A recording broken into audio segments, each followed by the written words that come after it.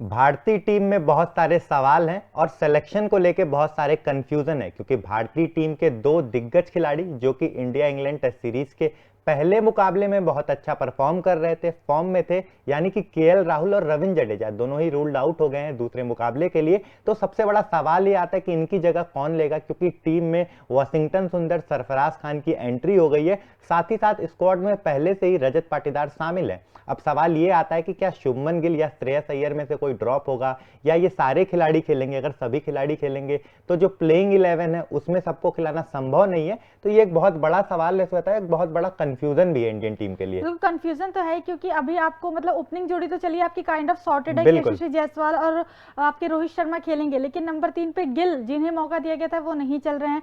Number 4 पे विराट कोहली भी आपके पास है नहीं, राहुल खेल रहे थे लेकिन राहुल भी रूल्ड आउट हो गया दूसरे टेस्ट मुकाबले से। उसके नंबर 5 पे अय्यर जिनकी फॉर्म ही नहीं है। तो ये काफी ज्यादा मतलब नंबर 5 तक की जो बैटिंग है वो बिल्कुल डामाडोल है, समझ नहीं आ रहा कि क्या कॉम्बिनेशन बिठाएं, क्योंकि नए नए खिलाड़ी आपके पास हैं। और सबसे बड़ी बात, अगर नए नए खिलाड़ी को आप डेब्यू करवाते भी हैं तो ये एक तरह का रिस्क होगा कि भाई आप मतलब ये सीरीज तो हमें जीतना इंपॉर्टेंट है, वरना हम 2-0 से पिछड़ जाएंगे इस सीरीज में। अगर ये मुकाबला नहीं जीतते हम तो ये मुकाबला बहुत ज्यादा जरूरी है हमारे लिए जीतने के लिए। तो ऐसे में आप सरफराज खान के साथ जाएंगे, रजत पाटीदार के साथ जाएंगे, थोड़ा बहुत कंफ्यूजन है। बिल्कुल। और सबसे बड़ा सवाल यह है कि केएल राहुल 4 नंबर पर बल्लेबाजी करते हैं, उनकी जगह विराट कोहली बल्लेबाजी कर रहे थे। विराट कोहली भी दूसरे मुकाबले में नहीं खेल रहे हैं, उन्होंने पहले ही बता दिया। तो 4 नंबर पर आखिरकार कौन बल्लेबाज खेलेगा, क्योंकि सरफराज खान 5 नंबर पर बल्लेबाजी करते हैं डोमेस्टिक में। क्या उन्हें 4 नंबर पर शिफ्ट किया जाएगा? अगर वो 5 नंबर पर ही कर रहे हैं तो यानी कि श्रेयस अय्यर को ड्रॉप किया जाएगा। तो बहुत सारे सवाल हैं, बहुत सारे कंफ्यूजन है। इस पर पूर्व क्रिकेटर आकाश चोपड़ा ने भी अपनी राय रखी, उन्होंने भी अपना बयान दिया, तो एक बार उस पर भी नजर डालेंगे। भारत को सिलेक्शन में असमंजस है, ये बुरी खबर है। आप चाहते हैं कि सबको खिला लें, रजत पाटीदार और सरफराज खान दोनों को डेब्यू करवा दें।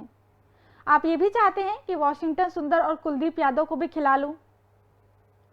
अब आप ये सब कुछ करने की कोशिश करेंगे तो 11 की जगह 12 खिलाड़ियों को खिलाना पड़ेगा, क्योंकि या तो फिर आपको गिल को ड्रॉप करना पड़ेगा या फिर श्रेयस अय्यर को, अन्यथा आपकी टीम बन नहीं पाएगी। ये बड़ी मुश्किल है।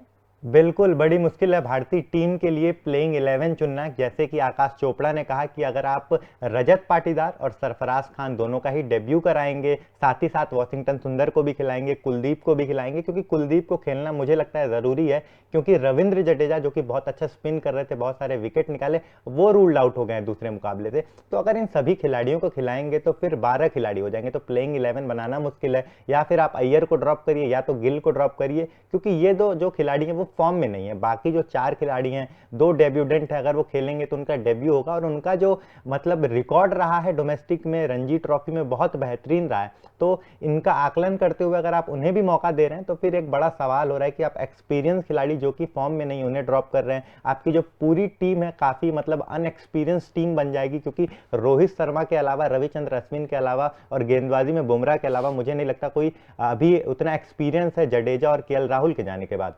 बिल्कुल। और बहुत लोग ऐसा भी कह रहे हैं कि सरफराज और मतलब कि आपके देखा जाए रजत पाटीदार, इन दोनों में से किसी एक को ही मौका मिलेगा, क्योंकि रजत पाटीदार पहले से स्क्वाड में हो सकता है, इस वजह से शायद उन्हें ज्यादा प्रायोरिटी दे, क्योंकि जब विराट कोहली आएंगे तो रजत पाटीदार की जगह वैसे भी टीम में नहीं बनेगी। बिल्कुल हाँ, अगर शुभमन गिल ने दूसरे मुकाबले में भी परफॉर्म नहीं किया तो शायद रजत पाटीदार को उनकी जगह मौका दे दिया जाए, लेकिन जब विराट कोहली आएंगे तो फिर से आपको प्लेइंग 11 उथल पुथल करनी पड़ेगी। अभी आपके पहले मुकाबले में प्लेइंग 11 कुछ और थी, दूसरे मुकाबले में 2 खिलाड़ी और आपके मतलब प्लेइंग 11 से चले गए, एक जडेजा, एक केएल राहुल, जिनकी मतलब जो जगह थी वो कंफर्म थी, लगभग टीम में पक्की थी, लेकिन अब वो दोनों भी रूल्ड आउट हो गए। अब फिर दूसरे में विराट कोहली भी नहीं है, फिर तीसरे में हो सकता है कि जडेजा का तो अभी कुछ कंफर्मेशन नहीं है, लेकिन केएल राहुल हो सकता है तीसरे मुकाबले में वापस आ जाए, विराट कोहली आ जाए, तो फिर आपको फिर उथल पुथल करनी पड़ेगी अपनी प्लेइंग 11 से।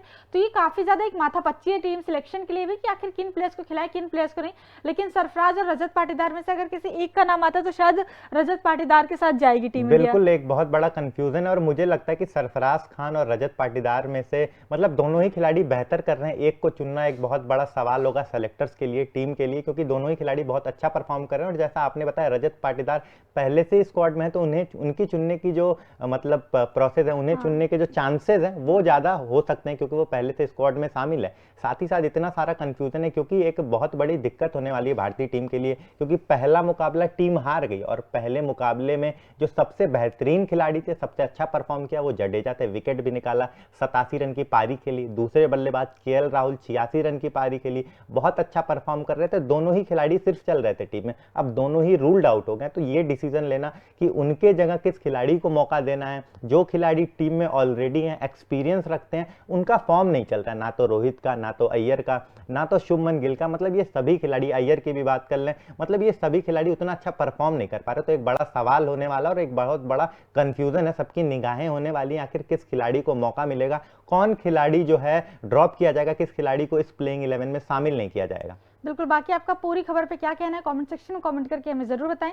साथ ही साथ तूफान स्पोर्ट्स को लाइक, शेयर एंड सब्सक्राइब करना बिल्कुल भी ना भूलें।